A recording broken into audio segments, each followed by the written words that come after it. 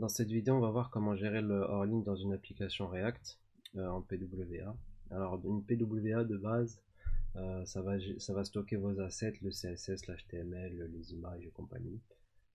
Vous devrez gérer, par exemple, lorsque vous faites appel à une API extérieure, s'il n'y a rien qui se passe, le chargement, si elle vous renvoie rien, s'il y a une erreur. La gestion du hors-ligne, c'est ça. Imaginons que vous n'avez pas de connexion, ben cette page blanche là, c'est pas possible en fait. On peut pas laisser l'utilisateur dans le vide. On va faire un exemple ensemble. On va créer un composant qui va afficher une liste qu'on aura fetch. Hein. On va faire un new folder. On va appeler ça. Ça va être une API Harry Potter, donc on va appeler ça. Ça va être les personnages Harry Potter. On va appeler ça characters. Ok, on va faire new file index.js. Bon, cette partie normalement vous la connaissez. Hein. Non, pas protect, je pense. Tac. Ok, alors je peux enlever ça. Ensuite, je vais appeler ça characters. Parfait. Ok. Qu'est-ce qu'on va faire? Alors, déjà dans un premier temps, on va afficher. Oh là là. Voilà. Afficher liste. Ok, on va l'importer dans App, on va voir si ça fonctionne bien. Tac tac.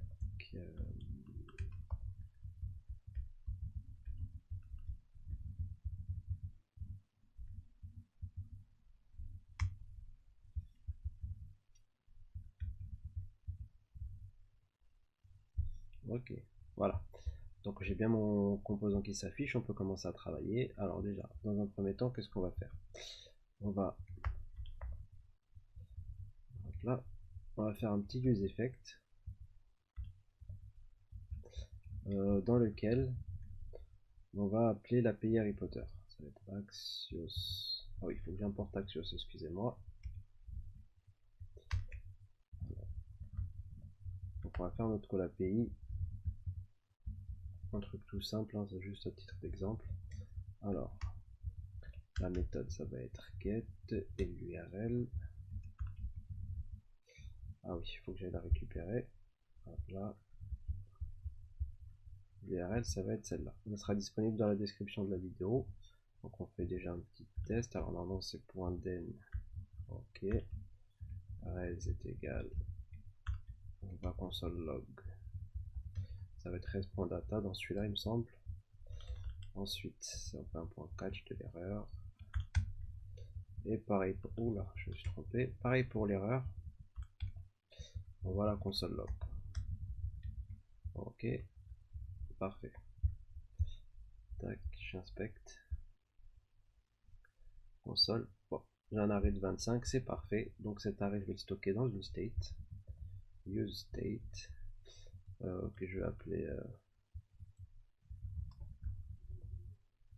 les Kara avec un S et 7 Kara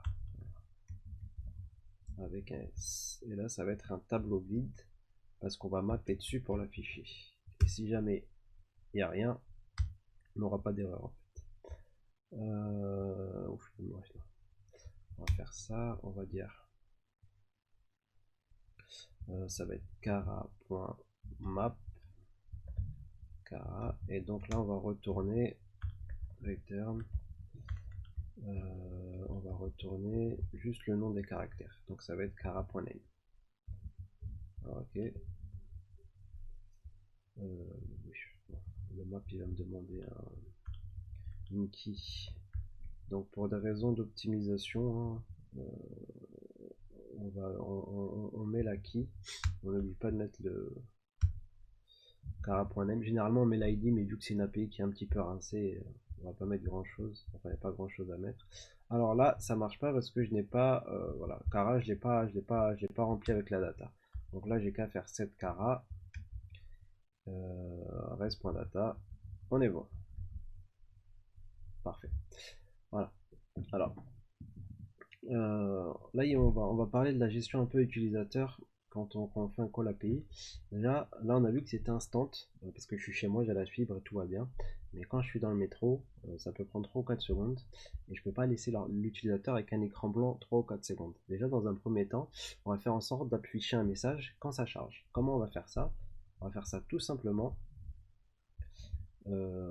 avec une state, ok, on va appeler isLoading, et cette state,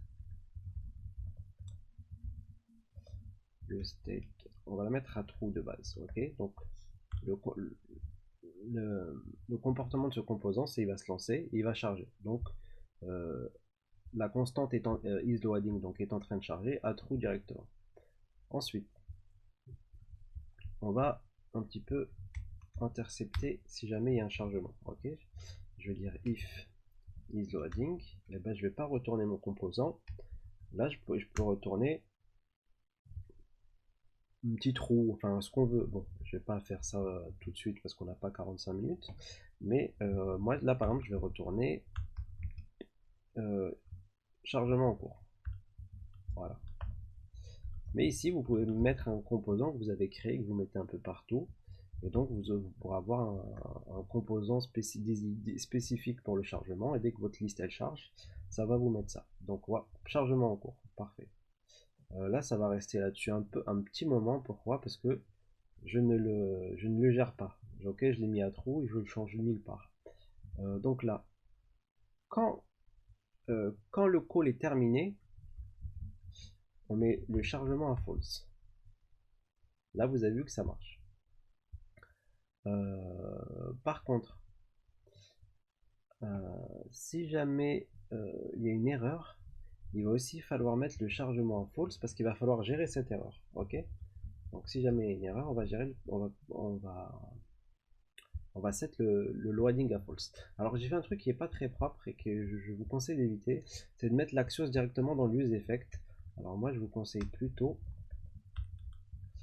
hop là, de créer une petite fonction pour le call que vous pourrez exporter ou bien que vous mettez dans le... Enfin, c'est mieux de l'exporter, mais bon. Là dans mon cas je vais le laisser ici, get characters. Ok, et là ça va juste être le call. Voilà.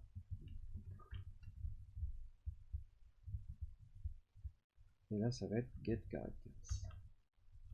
Ok. Donc là je peux simuler aussi si je veux un temps de chargement. Ok, ça peut être pratique pour vous ça, juste pour voir comment votre composant réagit, parce que ça peut être instant comme je l'ai dit. Donc on fait un set timeout et on lui dit bon, tu as 2 secondes de chargement.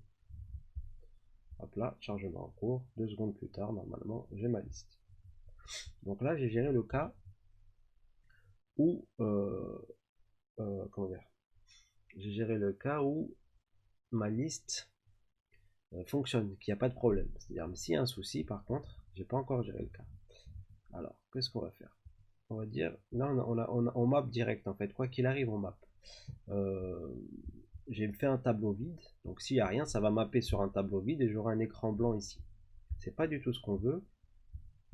Nous on veut faire en sorte que si jamais j'ai de la data dans mon tableau, je map dessus, sinon j'affiche un message comme quoi j'ai pas de data, il y a un petit souci. Alors ça va être Cara, on va vérifier la première case du tableau, si elle est remplie, je map dessus. Okay. Sinon, hop là, sinon j'affiche un message. Et le message ça va être pas de personnage disponible pour le moment. Voilà, on va s'arrêter là. Donc là ça charge, c'est bon. Comment est-ce qu'on va pouvoir tester ça? Parce que si jamais je vais dans mon network ici, ok, que je lui dis tu es offline, voilà, on est en dev et donc ça gère pas la PWA, donc ça me dit juste que j'ai pas d'accès internet. Ok, donc c'est pas ce qu'on veut, je pense. Je pense qu'on voudrait plus. Hop là. Et vous pouvez voir aussi que vous pouvez gérer les différentes. Voilà. On peut émuler la 3G. Donc là, vous voyez que ça prend pas mal de temps. Voilà. C'est un peu. C'est un peu costaud, mais on voit que ça charge. Ok, on va aller dans application. Et là, si jamais je vais dans Service Worker Offline, et là, bon, ben, j'ai toujours pas. Voilà, vous avez vu que ça ne fonctionne pas. Comment on fait pour tester? On va build notre projet. On va build notre projet et on va voir ce que ça donne. Hop là, donc il y a une build et serve-s build. Alors, pourquoi est-ce que j'ai fait ça? Parce que la méthode que je vous donne, des fois, elle ne fonctionne pas. Enfin, il y a eu un petit bug dessus. Et donc là, en fait, c'est vraiment Yarn qui vous propose de faire ça. Enfin, c'est quand vous buildez avec Yarn, ça vous propose d'installer Serve et de servir votre application avec justement ce paquet qui s'appelle Serve. Et on va voir que ça fonctionne et que je peux bien installer ma PWA. Voilà, j'ai pu régler le problème, il fallait juste que je vide le cache. Donc je suis toujours ma PWA, donc que je peux installer. Et là je vois, hop là, j'ai ma liste, tout s'affiche, c'est parfait. Et maintenant là je peux faire des petits tests. Là je peux simuler une application offline. Hop là, chargement en cours, pas de personnage dispo. Vous avez vu comment ça marche? Là on pourrait même aller plus loin et faire en sorte d'avoir un petit bouton qui va rappeler la fonction pour les personnages. Donc vous savez, on va le faire tout de suite. Ok, pas de personnage dispo. Alors ça va être dans Characters. Et là en fait on va faire un truc un peu plus évolué. Donc ici, on va faire une petite div.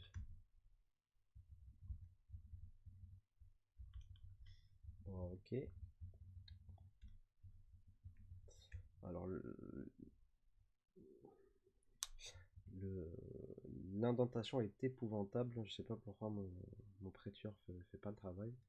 Là on va faire un bouton qui va s'appeler retry ou réessayer, hein. Vous pouvez faire ce que vous voulez là, après le design il est libre, et vous faites un clic, on va, hop là, ça va être get characters. Voilà, donc on click, on va faire un get characters, et là, ah non, il faut que je resserve, excusez-moi. Gracefully shutting down, très bien. Nous on va déjà voir dans le, ah, alors on peut pas voir si ça affiche, c'est vrai. Il y a des moyens, enfin, il y aurait des, je pense qu'il y a un moyen, de faire, mais je sais pas comment faire, vraiment, pour trouver une erreur. J'ai pas envie de bégayer 25 minutes face à la caméra en essayant, donc on va, hop là, ah je pense qu'on est, ah ça prend son temps quand même pour déconnecter, voilà, on va forcer, on va recommencer. Donc je rebuild et je renvoie ça.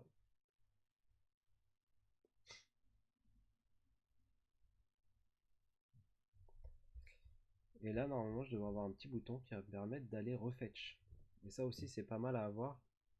Ça permet que, je sais pas moi, l'utilisateur il est en mode avion, il se dit ah punaise, il se remet en ligne, et il appuie sur le bouton, il n'a pas besoin de fermer ou de rafraîchir la page. Est-ce qu'on a fini? Ouais, on a fini. Chargement en cours. Pas de liste, pas de personnage dispo. Ok, alors là il y a un petit problème, c'est que le cache n'a pas été actualisé. Ok, donc dans 2 secondes, voilà. Si jamais vous voyez que sur la partie que vous avez build, il y a un souci, vider le cache systématiquement, c'est ça. Parce que le problème, c'est qu'il met en cache quelque chose. Et pour qu'une PWA se mette à jour, il faut le savoir, il faut fermer tous les onglets. Ou alors on rafraîchit comme ça. Mais bon, les utilisateurs, ils vont pas faire ça. Et là, j'ai un petit bouton retry. Ok, mais là, c'est bon, ça marche pas parce que je suis hors ligne. Si jamais j'enlève le hors ligne et que je fais retry, et voilà. Vous avez vu, c'est ce que vous avez sur Twitter, allez refetch les tweets et ce genre de choses. Ça, c'est une manière, on va dire, un peu propre de gérer leur ligne. Donc j'ai un message, quoi qu'il arrive. Ça charge, j'ai un message. Je réussis, j'ai la data. Je réussis pas, j'ai un message. Et je peux même aller refetch. Ok. L'utilisateur, il est jamais perdu. Vous le guidez tout le temps. Voilà, voilà, messieurs, dames. S'il y a des questions, bien sûr, n'hésitez pas.